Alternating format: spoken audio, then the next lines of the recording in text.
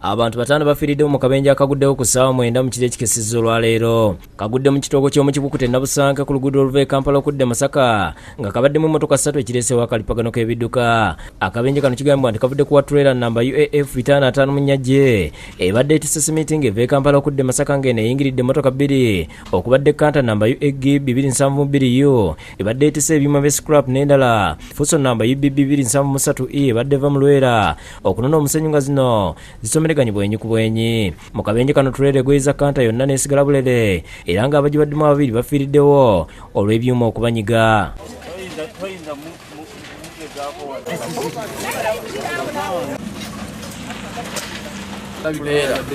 Alabika ye abadde yeebase kubanga yayambalidde neya skulaapu badde ate yeebee Masaka kubaddeko ne fuwadi y'omusenyu bonna bafiiriddewo. Kitegeereka nti abantu bataano abafudde kuliko Benin Tulyasingula ow'emyaka 34 dereva wa Trailer nga Weeru Bayambalala, Tani Boy we Alex Bogereka Bagambe ow'emyaka 26 Weeru Timbalala, dereva wa Kanta Ben Kasoma ow'emyaka 48 nga Weebwayise ne Tani Boy wa Kanta Philip Kasule ow'emyaka 26 ow'Omunyendo Masaka gattako dereva wa Fuso Subi Kabuya. Abadduukiriza obuzibu batadde ku dereva wa Trailer abadde avuga endiima ate abalala nti abadde yeebase. kiva ku basajja bano abaseminti bavuga bubi murufu wa Trailer alabika badde yeebase naye nga Trailer basana batugenda mpola batamidde bakozesa ebirungo ate ne badduka.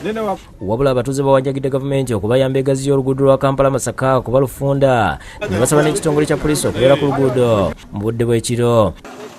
aba traffic mutuyambe ku kintu ekyo luguudo lufunda oluguudo luno tusaba lugaziyeemu. Ekyo batusaba gavumenti yaffe oluguudo balongeremu ku ampusi abasajja mu mmoloka badduka nnyo ate n'abagagga bano abawa abandi mu mmoloka baleka badeka kuwasikwasi. n'ekirala twandisabye embeera atlisi ekiro batongereko abasirikale mu luguudo. Kyokka poliisi esanze akaseera akazibu okuggyayo omulambo gwa dereva wa Kanta ebyuma gubyanyize nga ne weziweredde essaawa 8 ez'emisana nga bakyasiitaana.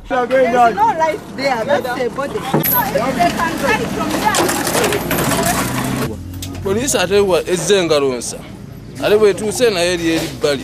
Bwe balemereddwa bayise abazimyamooto okuva e Kampala abaleese ebyuma ne basobola okuguggyayo.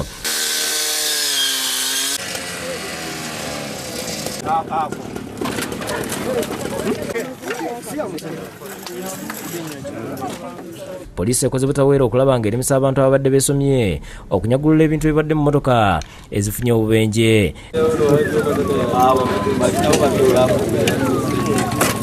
Emirambo gyonna gitwaliddwa mu ddwaliro e Gombe.